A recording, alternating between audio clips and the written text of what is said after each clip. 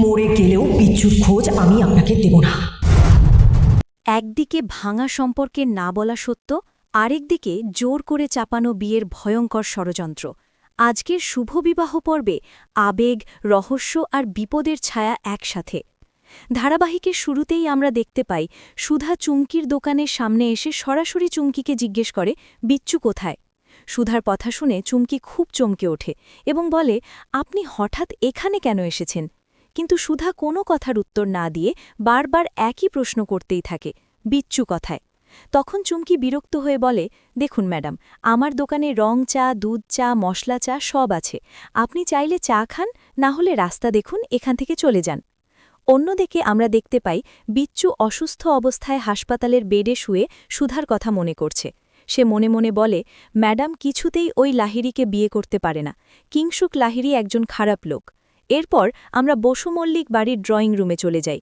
সেখানে কিংসুক লাহিড়ি এসে ঝিনুককে জিজ্ঞেস করে, আজ বাড়িতে বিয়ে হচ্ছে, অথচ বাড়িঘর সাজানো হয়নি কেন? আমার বিয়ে বলে কথা, সব ফুল দিয়ে সুন্দর করে সাজাতে হবে। ঝিনুক তীব্র ক্ষোভে বলে, দিদির বিয়েতে আমি আনন্দ করতাম যদি এই বিয়েতে দিদির মত থাকত, কিন্তু এখানে তো দিদির কোনো ইচ্ছেই নেই। ঝিনুক আরও বলে, আপনি দিদিকে ঠকিয়ে বিয়ে করছেন। বসু মল্লিক বাড়ির সম্পত্তি, বিজনেস সব নিজের নামে করে নিয়ে দিদিকে ব্ল্যাকমেল করে এই বিয়ে করছেন। ঝিনুকের কথা শুনে কিংসুক লাহিড়ি রেগে গিয়ে বলে, মুখ সামলে কথা বল ঝিনুক, আমি কাউকে জোর করিনি, কাউকে ব্ল্যাকমেলও করিনি। এবার আবার দৃশ্য ফিরে আসে চুমকির দোকানে। চুমকি সুধাকে কটাক্ষ করে বলে, আপনাদের মতো বড়লোকেরা শুধু টাকাই দোছে। টাকার জন্য নিজের স্বামীকে ভুলে অন্য একজনের সাথে বিয়ের পিঁড়িতে বসতে চলেছেন। চুমকি প্রশ্ন তোলে, সেই বিয়েটা গিয়ে আনন্দ করে করুন, আপনি এখানে এসে বিচ্ছুকে খুঁজছেন কেন? সুধা কাঁপা গলায় বলে, আমি শুধু বিচ্ছুর সাথে কয়েকটা কথা বলতে চাই, কথা বলেই চলে যাব। তুমি শুধু একবার বলো, বিচ্ছু কোথায়? সুধা আরও বলে, বিচ্ছু আমাকে বলেছিল ও আমাকে ভালোবাসে। তখন চুমকি কঠোর গলায় বলে, মরে গেলেও আমি বলবো না বিচ্ছু কোথায়। আর আরেকটা কথা মনে রাখবেন, বিচ্ছু আপনাকে নয়, আমাকে ভালোবাসে। খুব শিগগিরই আমাদের বিয়ে হবে। চুমকির কথা শুনে সুধা স্তব্ধ হয়ে যায়। সে বলে, তুমি মিথ্যে বলছো। আমি শুধু ওকে কয়েকটা প্রশ্ন করতে চাই। বিচ্ছুর আসল নাম কি? ওর বাড়ি কোথায়? এখানে তো ও আগে থাকতো না, তুমি ওকে কোথায় পেলে? তখন চুমকি বলে, বিচ্ছু আমার গ্রামের বাড়ির, আমার মাসির ছেলে। ছোটবেলা থেকে আমরা একসাথে বড় হয়েছি, তাই ওকে এখানে এনেছি। এটাই ওর আসল পরিচয়। এখন আপনি যান। সুধা আর কিছু না বলে ধীরে ধীরে হাঁটতে থাকে। মনে মনে ভাবে, বিচ্ছুকে দেখলেই কেন আমার এমন হয়? কেন মনে হয় ও আমার খুব আপন? কেন এত চেনা লাগে? অন্যদিকে আমরা আবার বিচ্ছুকে দেখতে পাই। বিচ্ছু হাসপাতাল থেকে বেরিয়ে এক লোকের কাছ থেকে বন্দুক নেয় এবং বলে, পরে টাকা দিয়ে দেব। লোকটা হেসে বলে, টাকার চিন্তা করবেন না বস, আপনি তো চুমকি দিদির বন্ধু।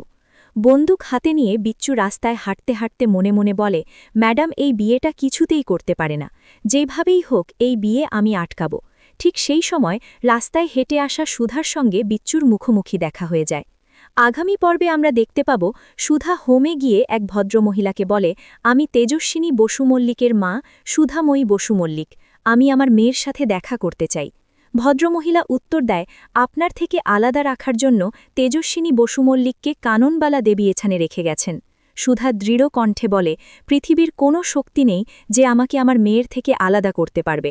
অন্যদিকে চুমকি বিচ্ছুকে বলে, ম্যাডাম এখানে এসেছিল ওদের বিয়ের নেমন্তন্ন করতে। এই কথা শুনে বিচ্ছু ক্ষিপ্ত হয়ে বলে, আমি ওই কিংসুক লাহিড়িকে নিজের হাতে খুন করব। আর অন্যদিকে কিংসুক লাহিড়ি সুধাকে হুমকি দিয়ে বলে, আপনি যদি এই বিয়েটা না করেন তাহলে আপনি কোনো দিনই আপনার মেয়েকে ফিরে পাবেন না।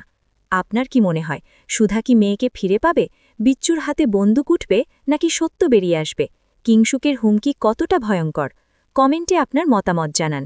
ভিডিও ভালো লাগলে লাইক দিন, চ্যানেল সাবস্ক্রাইব করুন আর এমন আবেগময় সিরিয়াল রিভিউ পেতে আমাদের সাথেই থাকুন।